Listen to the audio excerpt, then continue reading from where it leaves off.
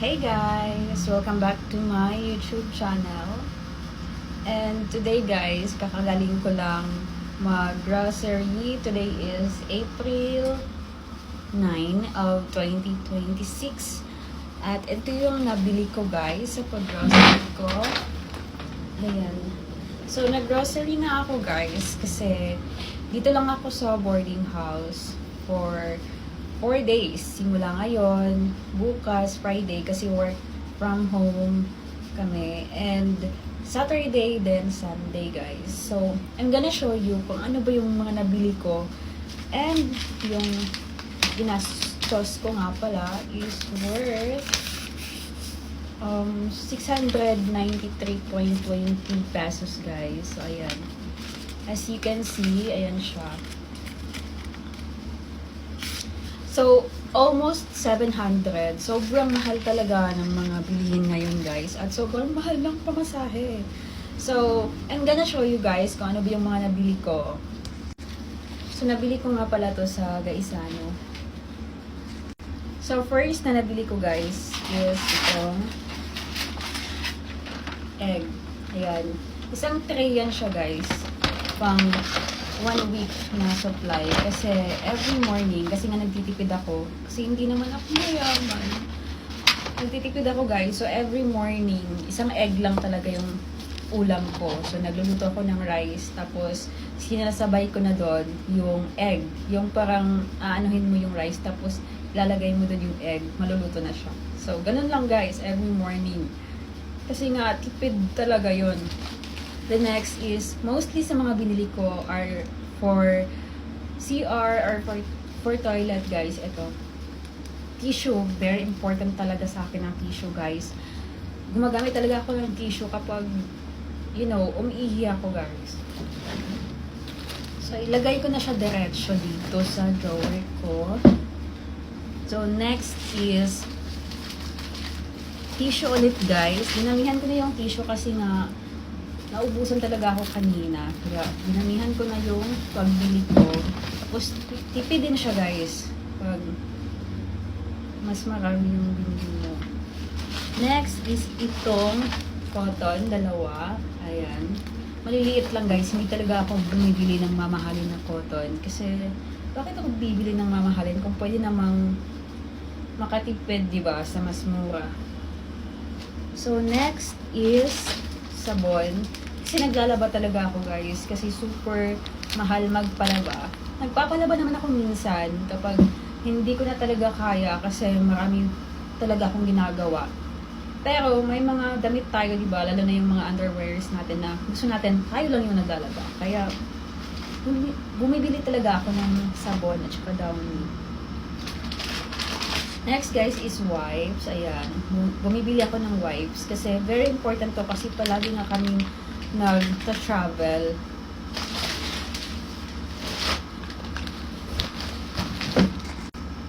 Next is itong sabon. So, isa-isa lang yung binibili ko talaga para tipid na tipid talaga guys. So, ayan, sabon.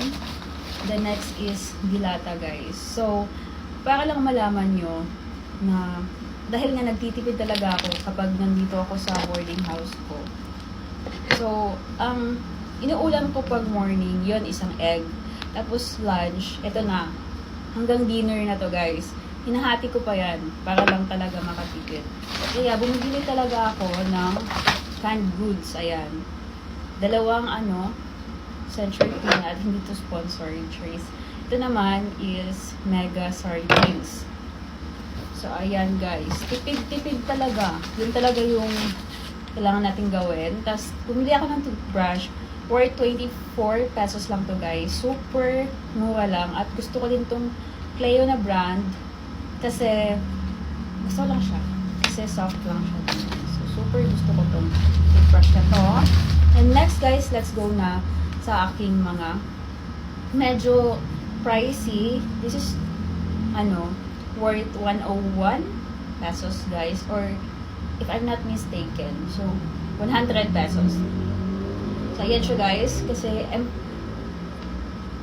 ayoko ng maruming toilet guys. Nililinisan ko talaga yung CR ko every now and then. Then, bumili din ako nito guys kasi nga mag-work ako bukas at gusto ko may iniinom na pampagising. Pero ayoko ng kape guys, kaya yan na lang ang binili ko. Ito naman is para again sa CR or sa toilet ko, ayan, pang wash ng hands after mag-poop, ganon, or mag-umihi, ganon. At is tang. So, isa lang din yung binili ko guys. Kasi nga nagtitipid nga ako guys, no? So, tang mango yung favorite ko guys. Then, next is ito, alcohol guys. Para super clean lang talaga tayo. Very important na maging malinis. And again, para sa toilet ko or para sa CR, yan, pampabango para hindi bumahaw yung CR natin. So, yun yung nabili ko lahat, guys, for 693 pesos. Almost 700 pesos. Tapos, yung pamasahe ko papunta doon, pamasahe ako ng 13 papunta at 15 pabalik. So, yun guys, super mahal na talaga. Hindi ko na naiintindi ng Pinas. Ano na bang nangyayari? Charis. Ang mahal ng bilihin, ang mahal ng pamasahe, dahil ang mahal ng gasolina. Naiintindihan din naman natin, di ba, yung mga drivers na awang ako minsan. Kaya, minsan talaga 15 yung binibigay ko. Lalo na kapag ako lang mag-isa or konti lang kami na nakasakay. Kasi kawawa naman sila, di ba? For me, kapag sinusobrahan ko yung yung pamasahe ko guys, for me talaga iniisip ko na this is one way of helping people. Kasi di ba nung bata tayo, parang yung goal natin is makatulong sa pamilya at makatulong sa ibang tao. So, for me, iniisip ko na lang na every time nagpapasobra ako ng pamasahe, iniisip ko na this is one way of helping other people. Kasi, yung mga tricycle drivers natin or mga jeepney drivers, of course guys, may mga pamilya sila na binubuhay, di ba? So, ano ba naman yung ano ba naman yung 2 peso, 2 peso guys, nabubulol ako guys, na pasobra. Or, pero, it's up to you din naman, di ba? Sa akin lang namang perspective yun. So, ayun, nag-worry talaga ako sa mahal ng pamasahe ngayon. Sana talaga tumigil na yung gulo para bumalik na yung dating presyo ng langis. At, po guys, so, ayun, let us all be kind to everybody guys, especially these days.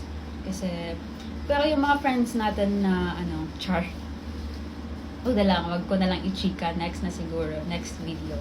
So that's all guys for today's video, and thank you so much for watching. See you in my next vlog. Bye!